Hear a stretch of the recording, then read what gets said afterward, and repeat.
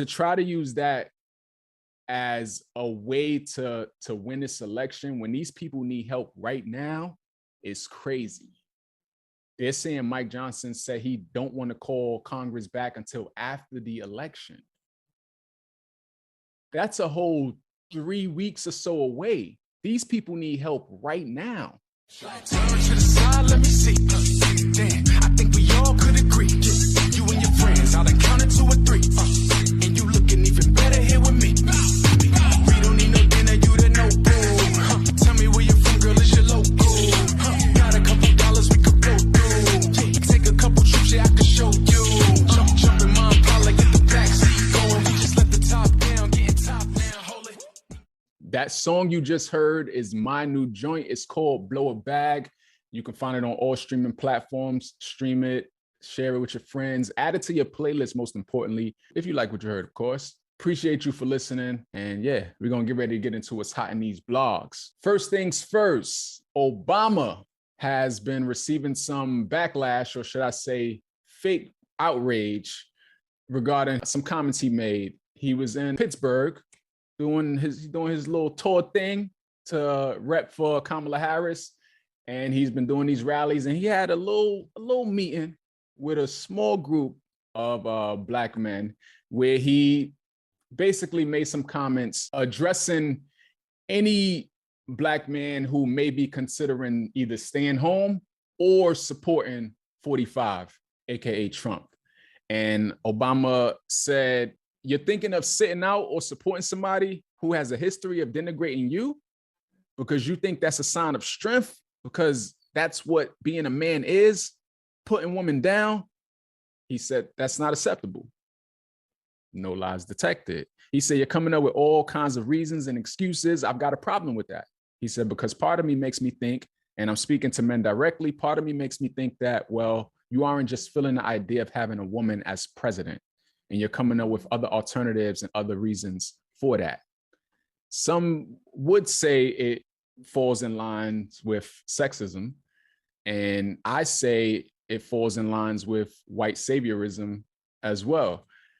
I don't know what it is with the Black men who may even be considering, and it's not a large percentage, despite what the media is trying to push right now because of these polls, etc. It's all bogus when you really look at the data. But aside from that, Obama's message, it wasn't nothing wrong with what he said. He was just pointing out the hardcore facts of how could you even consider voting for somebody who has a history like Trump has. Too many examples to name right now. Even when you think about what he plans to do if he gets back in office, which is grant police immunity, that single reason alone, in my opinion, is enough for your Black to not want to see him back in office. Like I said, there's countless other reasons, but that alone is like, what is it? Is it really because you don't want to see a woman as president? I don't know what it is, but this backlash that Obama was getting is trash, honestly. I think the media is making it seem like it's more than what it is, even when you look at some of the headlines. And it's like they're trying to spin this narrative to psychologically turn Black people against Obama, putting this idea out there like, oh, Black men are furious with what Obama said. Like, how dare he tell them what they should be doing, etc. And it's like, don't fall for it. That's my advice. For anyone who, I don't know, it's probably many different reasons why the few percent of Black men that's considering voting for Trump, but for the ones who may just not want to see a woman as president, I don't understand what it is. Like, you were birthed by a woman. Let's start there. Raised by a woman. It makes me think of a Tupac song, actually. Keep Your Head Up. How it go? And he said, and since we all came from a woman, got our name from a woman, and I gained from a woman, I wonder why we take from our woman, our woman, do we hate our woman?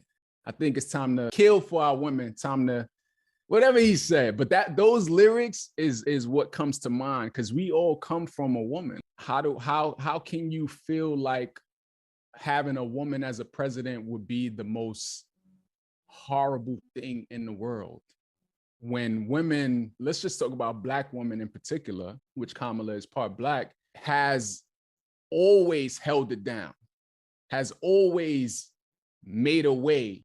It's like, if I can't trust the economy and policies with someone with that cut from that cloth, what's my life about? Like, what has my life ever been about? That's disrespectful to our ancestors. That's a sidebar. But yeah, this idea that Black men are outraged with Obama is just not true. Coming from a Black man, I seen nothing wrong with what Obama said. Y'all could keep that narrative. Someone saying, luckily, most Black men will vote for Kamala, but to those knuckleheads, wake up. Someone said Black men in Ohio voted more for reproductive rights than any other group. That's according to Roland Martin. Someone said, Trump said Black men would love him for his mugshot, and folks said nothing. That's a fact. Selective outrage, like Chris Rock said. And in this case, fake outrage. And they're trying to create this narrative to make us feel like this is what's going on, when just the reality of it, the percentage of Black men who are considering voting for Trump and the small group who may have had some issues with what Obama said to that small group of Black men that he was speaking to is slim. It's slim in the grand scheme. We know media has a way of spinning things and making it a thing. Can't let this get out of hand to that point. Try to make us turn against each other. Someone mentioned it's like divide and conquer is a tactic, an old tactic that many have used in the past. I took no issue with what Obama said, and I'm gladly casting my vote for Kamala Harris on November 5th. Actually, I'm gonna vote early, so I'm excitedly doing it, looking forward to it. And I know there's plenty of other Black men who feel the same way I feel. That's that. So yeah, that's all I'm gonna say about that and Obama and the fake outrage that came from that. We're gonna move on to what else is hot in these blogs. Diddy had his trial date set officially May 5th of 2025. That's about 7 months, you could say, away. I'm happy that it has a date. I'm looking forward to it just so it can be over with, so it can come and go, because I'm quite frankly tired of hearing story after story about Diddy and all of the conspiracy theories and all of that type of stuff. Let's just get to the trial. Let's get what the feds got on him, lay it all out on the table, let his defense do what they do. Let's get a verdict, whatever it may be, and be done with this. Be done with it. But one thing Diddy has yet to get is approval for bail. He's trying again. A third judge has now denied his bail release, but all is not lost, because he motioned it to a 3-judge panel within the Second Circuit Court of Appeals. We'll see. We'll see if Diddy is granted bail to be able to be out while he waits for his trial. The previous attempts and them denying his bail was because they was saying that he would be a flight risk. They was thinking that he would be intimidating potential witnesses, etc. I think they just want to keep him in there. I think they feel like he deserves to be in there. And we finally got you, and you're gonna stay in here until your trial. I think that's what it ultimately boils down to, because Diddy is offering to turn over his passport. He's offering to not have no female visitors other than family members. He's offering to have professional trained people to monitor him. I think in-house even to monitor he's planning to give over logs of visitors, or he's planning to not have phone, internet access. Like, your man's just don't want to be in a 5x5 cell. He wants to be in the comfort of his home, but with no access to anything. And they are still like, nah, we don't want to do that. So I think it just comes down to what I just said. They just want him to remain in there. Like, nah, you're gonna serve these couple of months. Someone said if they deny the Second Circuit Court of Appeals, the Supreme Court would be next. When you got a 3-judge panel, maybe that would make his chances a little greater, because it's 3 people now, and 3-1. So it's like the odds, maybe one of them may feel some kind of way, may be able to talk to the other 2, like, you know what? Let's let him out. He's not a risk or whatever. So I don't know. We'll see. I don't know when they're gonna rule on it, but it got to be 2-1. So again, his chances are a little greater having it go to this 3-judge panel. Last but not least, what's hot in these blogs, it's hurricane season, and we've already just seen 2 major hurricanes, Helene and Milton, which ravaged some parts of this country. Helene, the death toll was like over 250 people. Milton was much less. Thankfully, it wasn't as powerful as they was predicting it to be initially. So it didn't do as much as they were predicting it to do. But the issue here is the relief efforts now following these hurricanes when it comes to FEMA, the Red Cross, etc., and how the government, particularly Congress and a lot of the governors of these states, are making it political.